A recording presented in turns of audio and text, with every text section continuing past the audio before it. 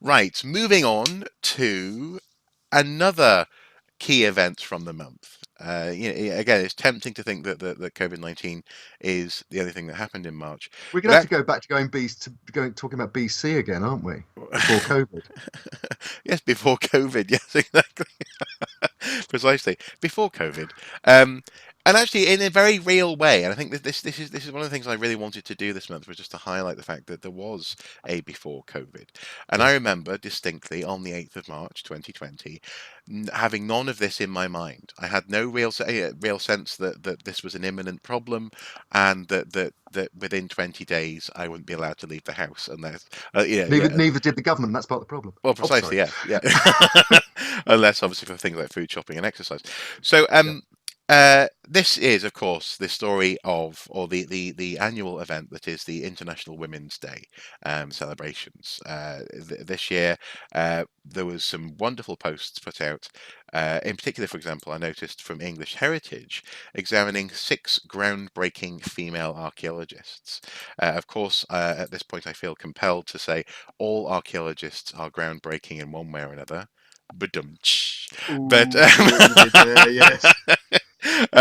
but in particular, it's really nice to see this being done actually by English Heritage, in so much as it's also worthwhile saying this is not necessarily a new project. One of the first things that came to mind was Trowelblazers. They've been pushing for a recognition of the place of female archaeologists in the field and in the history of archaeology for a long time. Earlier this year, they had a Wikipedia editathon, didn't they? They did Restoring indeed to try and put women back into the archaeological stories that they've been omitted from. Yep, excellent, and yeah. quite great exercise there too. Precisely, but nonetheless, it was really good to see English Heritage doing this because English Heritage has a certain coffee table um, uh, what's the word accessibility and reach Yeah. the Eden Trailblazers wouldn't have, and well, I just want to say, did you know about all of these archaeologists?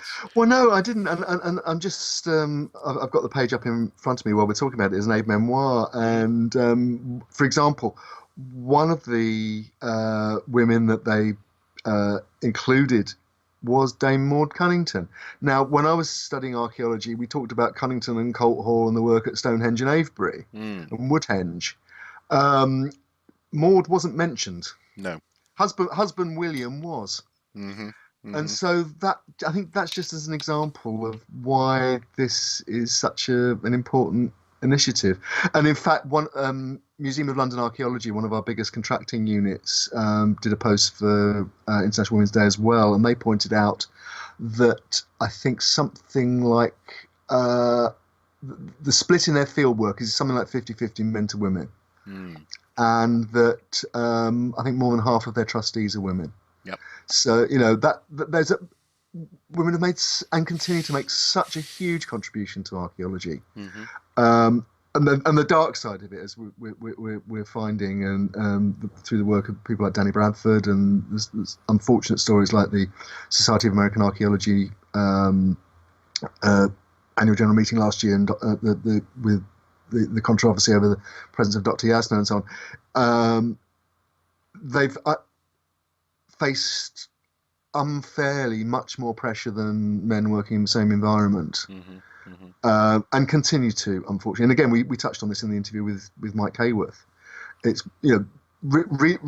restoring trust and in our community is incredibly important. And I think giving giving proper prominence to this backstory of Mm, the fabulous contributions that women have made over the years to archaeology, hmm. unsung often, unfairly unsung Mm. very often. It's a really, really important thing to do. Um, Well, one that stands out to me, and I literally didn't recognize her from the cover image at the top of the article, and I was like, who is that? That face looks familiar. So I scrolled down until she turned up. Of course, they were teasing us. It's right at the bottom. You have to see the whole article to know who they were. But yeah, it was Dame Rosemary Cramp. goodness me, Yes. looking amazing. I mean, in such as yeah, that's a slightly cheeky kind of knowing look to the camera there as she's in the Mm, middle of the excavation. I think presumably at Jarrow. Oh no, she's at Monk Wearmouth, which well, actually basically it's in 1961. But here, there's a little anecdote from her time excavating at Jarrow. During Cramp's time at Jarrow, the excavation had a problem with people breaking into the dig site. This is obviously an ongoing problem. Recently, in terms of very similar finds, I know the excavations at Binchester had a problem where people were pulling out Roman um, uh, shrines, big hunks mm, of stone out of the ground.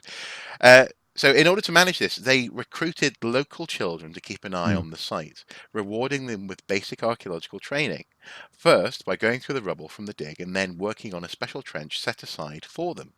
Cramp has been dedicated to training new archaeologists, and many of the students who worked with her at Jarrow and Monk Wearmouth, and who she taught at Durham, remember her extremely fondly. And um, a few years ago now, I interviewed her on ArchaeoSoup, and it's one of those weird things where I acknowledged in that interview because she's Mm. such a venerable person, especially in the Durham Archaeology department. Of course, That yeah. whenever I saw her, there's a very venerable portrait of her on the wall in the department there. Um, Whenever I saw the it because it was right next to oh, what was his name? Uh, a very senior archaeologist who was one of the founding members of the faculty, whose family now excavate at Vindolanda. Uh, Burley. Burley, that's it. Yes, Burley, Yeah. the Burley family. Because she was right next to him, I figured she must be dead. and, and, I know. And then so one day I'm walking along with me a pile of books, uh, and she comes out of a room and goes hello, and just to good morning kind of thing, and I'm like oh, and I drop my things on the floor. And I'm like, oh, hello, hello, and I didn't admit to her why I was so freaked out until I interviewed her. I said, well, sorry, I'm sorry, I thought you were dead.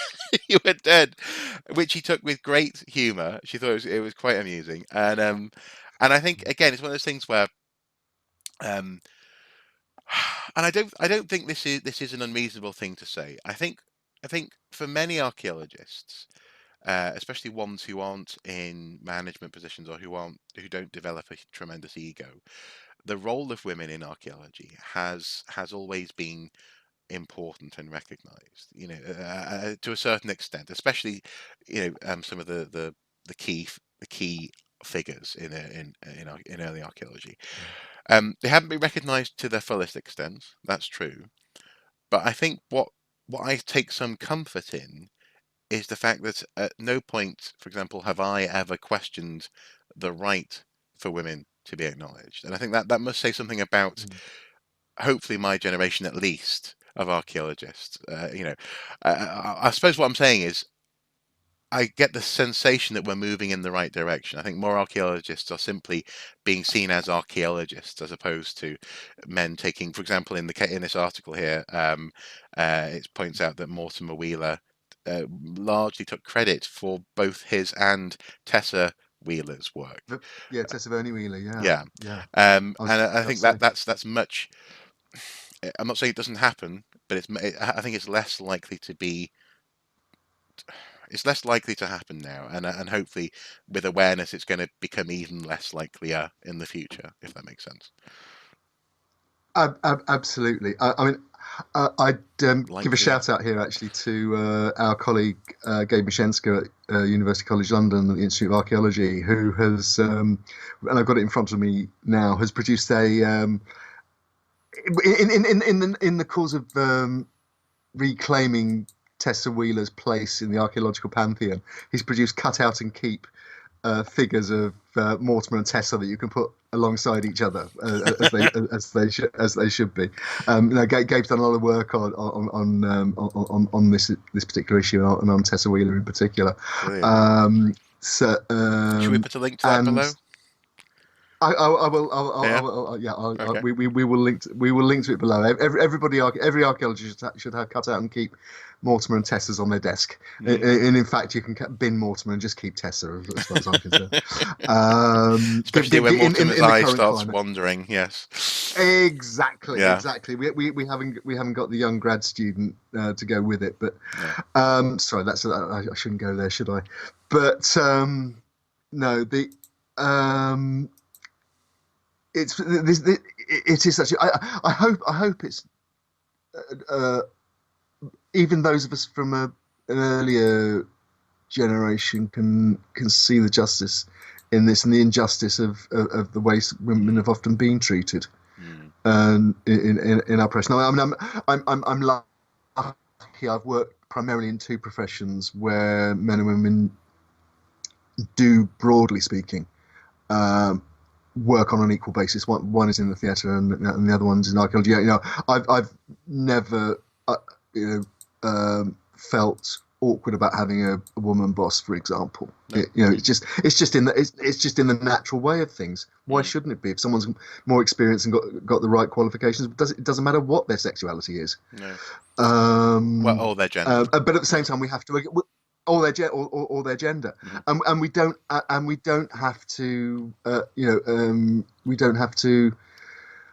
What's that? It's it's a thicket. I think at the same time, I think it's really important we acknowledge that there are still many issues in Yes. certain situations that need to be addressed and need to be addressed urgently. Yeah. Yeah. But the more we continue with annual events such as this, the more we talk about it openly, hopefully the better things will continue They to get. Yeah. they can't but be positive, I Yeah. think. Now, Yeah. speaking of women in leadership positions, Boris Johnson was asked to pick his 5 female heroes, and again, just Yes. in the spirit of ending these segments on a bit of a cheery note this month, um, one of them was Boudicca. He picked, and I find that fascinating. Um, People commented very quickly on the RKC Facebook page that Boudica would well. One person described a visceral punishment which involves at least bisecting someone, if not if not into smaller pieces. Other people just said that she would ruin him, like, or she'd beat him up. Um, what did you make Yes. of Mr. Johnson's list? And was it? Do you think this is a bit of one of those non-story kind of gimmicky things to ask a Prime Minister? Yeah, it's one of those. It's got about, yeah, no, it's got as much value as one of the a quiz on BuzzFeed or a Mm, my life questionnaire in a Saturday or Sunday newspaper magazine. My mm, favorite food, favorite joke, who did you last kiss, that kind of thing. mm. Well, and that last one is probably not a question we should ask Boris. No, But sorry. no, no. Uh, You're right. it's it isn't, to me it's a non-story, and to be honest, if he was asked the same question by another journalist today, he'd probably give a different answer. Yeah, no, of course. No. um Well, it's and actually, so go on, go ahead. No, all I was going to say was, it's a pretty predictable list. I mean, he names his grandmother, which is fair enough. Hmm. He names Malala Yousafzai, who is, obviously a contemporary icon of women's rights. Hmm. Currently at university in Oxford, Hmm. having survived an assassination attempt by the Taliban, Hmm. simply for wanting an education. Hmm. Um, but then he also names Munira Mirza, who's his special policy advisor, who's gone on a very interesting political journey from being associated with the Revolutionary Communist Party in the 1990s to working on right-wing causes, for a right-wing government in the 2020s. Yeah, so a So, very consistent personality there. Yes. well, you can, if you subscribe to the horseshoe view of politics, then Oh, I there's see. actually a lot of Extremes consistency there. meeting the. Yeah, I see. Yeah, Yeah, the yeah, extremes come. Yeah, come together. yeah, absolutely. Um, well, and I guess I don't know. Boudica also, I guess, uh, is also a very a very popular choice, I suppose. I mean, there's a statue of her in Westminster, isn't there? I think. It's got it's got name recognition. Yeah, yeah. Anyway, I just like the idea of Boudicca going, "Who's in charge? Let me let me lynch them." Yeah, given that she obviously burned down a whole Roman town back in her day.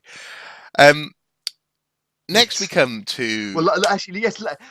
Given that Boris is associated so much with London, I think having choosing somebody who managed to trash the place last time she visited, it's asking for trouble. But there we are. No, I think so. I think so.